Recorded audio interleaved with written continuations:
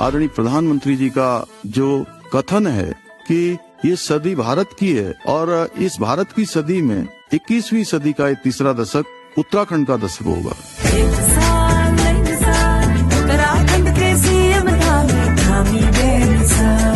अपने दूसरे कार्यकाल के पहले साल में धामी सरकार के फैसलों ने एक नई मिसाल कायम की है, जिनसे आज उत्तराखंड संवर रहा है।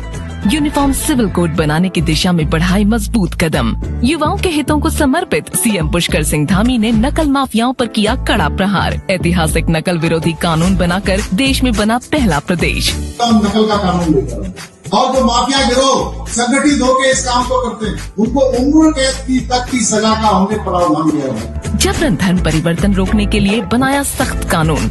महिला सशक्तिकरण को मिल रहा बढ़ावा। स्वयं सहायता समूहों के उत्पादों की मार्केटिंग के लिए राज्य स्तरीय संस्थानों की सुविधा, जिससे मिलेगा स्थानीय उत्पादों को प्रोत्साहन।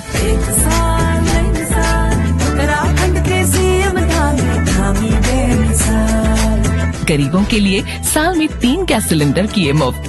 धार्मिक पर्यटन को बढ़ावा देने के लिए मंदिर क्षेत्रों के विकास के लिए मानसखंड मंदिर माला मिशन को दी मंजूरी। हमारा लक्ष्य है कि उत्तराखंड को देश का श्रेष्ठ राज्य बनाना, देश का अग्रणी राज्य बनाना। उत्तराखंड को पर्यटन प्रदेश बनाने के लिए मजबूत पर्यटन पॉलिसी लाई सरकार। जनता की समस्याओं को सुनने के लिए मुख्यमंत्री पुष्कर सिंह धामी लगा रहे चौपाल। अधिकारियों को समस्याओं के निराकरण के दे रहे आदेश।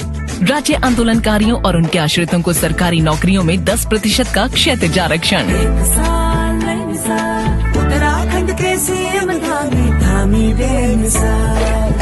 सौर ऊर्जा, कृषि, उद्यान, पशुपालन और अन्य सेक्टर्स में हो रहा तेजी से विकास। धामी सरकार का 1 साल बन रहा नई मिसाल। उत्तराखंड को G20 की मेजबानी करने का मौका पहली बार मिला है, जिसमें 2 बैठकें होनी है। पहली बैठक रामनगर में होगी तो दूसरी बैठक ऋषिकेश में होगी। लेकिन बैठक होने से पहले ही मीडिया व अधिकारियों को धमकी भरे कॉल आने से प्रशासन की धड़कनें बढ़ने लगी है। मुख्यमंत्री पुष्कर सिंह धामी ने कहा कि G20 की हमारी पूरी तैयारी है और जो मामला आया है उसके लिए हमारा पुलिस प्रशासन देख रहा है और अलर्ट मोड पर भी प्रशासन को रखा गया है। इसके साथ ही उन्होंने प्रधानमंत्री का धन्यवाद किया है जो G20 की मेजबानी करने का मौका उत्तराखंड को दिया है। ये जो भी इस प्रकार की चीजें हैं उसको हमारा प्रशासन देख रहा है, सभी को अलर्ट मोड में रखा गया है और बैठक की सारी तैयारियां बहुत अच्छी हो रही हैं। और हम आदरणीय प्रधानमंत्री जी का धन्यवाद करते हैं कि उन्होंने हमारे राज्य को 1 नहीं 2 नहीं बल्कि 3 बैठकें G20 की दी है। और जो सबसे पहली अहम बैठक जो रामनगर में होने जा रही है वो PSA लेवल की बैठक है, राउंड द टेबल बैठक हो रही है। निश्चित रूप से इस बैठक के होने से हमारा देश, हमारा प्रदेश देश दुनिया में जाएगा और संपूर्ण विश्व जो है भारत के साथ साथ उत्तराखंड को भी जानेगा। उत्तराखंड के परिवहन मंत्री चंदन रामदास ने उत्तराखंड की पहली महिला टैक्सी ड्राइवर रेखा पांडे से फोन पर बात कर उनको बधाई दी और शुभकामनाएं प्रेषित की। मंत्री चंदन रामदास ने रेखा पांडे से फोन पर बात कर उनको महिलाओं के लिए प्रेरणा बनने के लिए बधाई दी। आपको बताते चलें कि रेखा जनपद बागेश्वर के गरुड़ क्षेत्र के भेटा की रहने वाली है, जिनका ससुराल ताड़ीखेत में है। रेखा लोहानी पांडे टैक्सी ड्राइवर का काम पिछले 2 महीने से कर रही है। ये रानीखेत से हल्द्वानी डेली सर्विस टैक्सी चलाती है। स्वरोजगार और महिलाओं के बढ़ते कदम के लिए रेखा अपने आप में मिसाल है। रेखा जी सर प्रणाम। प्रणाम, बहुत बहुत बधाई आपको। जी धन्यवाद। आपने महिलाओं को एक नई प्रेरणा देने के लिए खुद अपना कारोबार चुना। जी सर। और रानीखेत से हल्द्वानी आप टैक्सी के रूप में काम कर रही हैं। आपने समाज को एक बहुत बड़ी मजबूती दी है। आपका परिवार भी समृद्ध होगा और लोग भी इससे कुछ सीखेंगे। आपको बहुत बहुत बधाई, बहुत बहुत शुभकामना। जी सर, थैंक यू। बस आपका आशीर्वाद है तभी हम लोग भी कर पा रहे हैं। बिल्कुल बिल्कुल। कभी आपको कोई परिवहन से संबंधित कोई दिक्कत, कोई परेशानी हुई, मुझे फोन करिए। हाँ जी। मैं, हमारा विभाग आपको पूरी मदद करेगा। मैं सभी महिला शक्ति को ये संदेश देना चाहती हूँ कि आप सभी अपने अपने स्तर पे कुछ भी नया करने के लिए झिझकने की जरूरत नहीं है। जैसा कि मैंने इस टाइम पे अपने आर्थिक मजबूती के लिए भी ये कदम उठाया और महिलाओं से भी निवेदन है कि आप पुरुषों के कंधे से कंधा मिला के चल सकती हैं। आप अपने आप में खुद ही एक शक्ति है, दुर्गा माँ का स्वरूप है, इसलिए आगे आइए और पुरुषों के कंधे से कंधा मिला के चलिए। जहां राज्य सरकार अपने 1 साल की उपलब्धियों का बखान कर रही है, वहीं उत्तराखंड राज्य बनने के बाद बेलगाम अफसरशाही का सवाल बरकरार है। कभी भाजपा तो कभी कांग्रेस, दोनों ही सरकारों के दौरान अफसरों के बेलगाम होने के आरोप लगते रहे हैं। देहरादून कांग्रेस भवन पहुंचे नेता प्रतिपक्ष यशपाल आर्य ने सरकार के 1 साल की उपलब्धियों पर कटाक्ष करते हुए कहा, अफसरशाही बेलगाम है। सरकार द्वारा विभागीय बजट जारी करने के बावजूद भी अफसर 41% ही खर्च कर पाए हैं। यह इस बात का संकेत है कि सरकार का विकास से कोई सरोकार नहीं है, जबकि विभागवार समीक्षा बैठक होती रही है। जो सरकार विभागीय बजट जारी करने के बाद भी 41% पैसा ही अवस्थापना के कार्य हैं, विकास के कार्य हैं, बुनियादी ढांचा है, सड़कें हैं, उसमें खर्च कर पा रही है। तो यह इस बात का संकेत है कि विकास से कोई सरोकार नहीं है।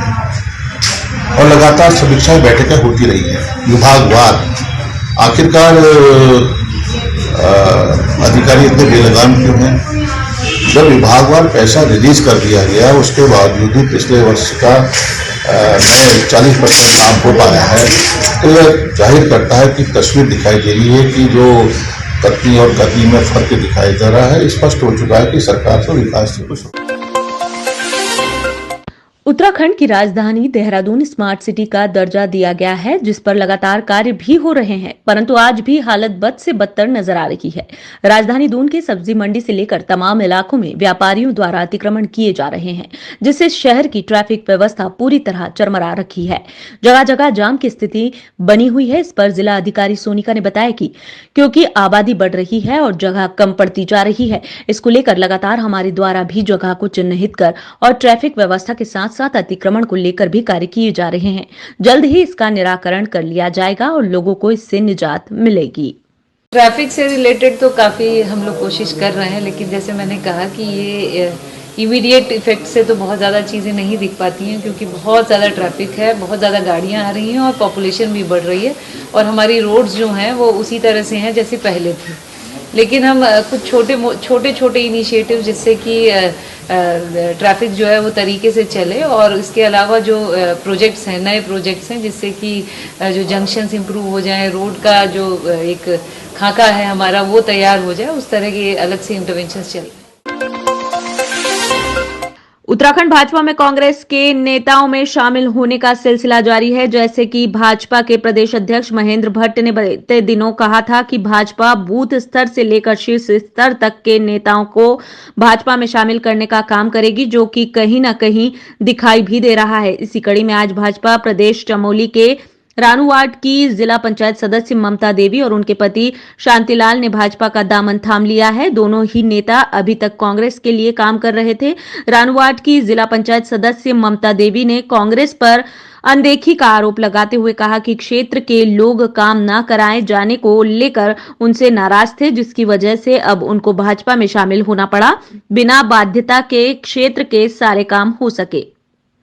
मैंने आज भाजपा ज्वाइन की है क्योंकि प्रदेश में अच्छा विकास हो रहा है और अच्छा काम हो रहा है, और उस काम से प्रभावित होकर के मैंने भाजपा को ज्वाइन किया है। मुझे बड़ी खुशी हो रही है कि मैं भाजपा ज्वाइन करने के माध्यम से अपने क्षेत्र के विकास में संपूर्ण भाग लूंगी और अपने क्षेत्र का विकास करूंगी। चमोली जिले की जिला पंचायत की सदस्य आदरणीय बहन ममता जी और उनके पति श्री शांतिलाल जी आज भारतीय जनता पार्टी की सदस्यता उन्होंने ली है। निश्चित रूप से जिस प्रकार से प्रदेश के अंदर डबल इंजन की सरकार ने पूरे प्रदेश के चौमुखी विकास किया है और चौमुखी विकास का कार्यक्रम जो आगे जारी है उससे प्रभावित होकर के पूरे प्रदेश के अंदर भारतीय जनता पार्टी के प्रति जो माहौल बना है, और सभी लोग अन्य दलों के लोग सभी लोग भारतीय जनता पार्टी लगातार ज्वाइन करने का कार्यक्रम जारी है।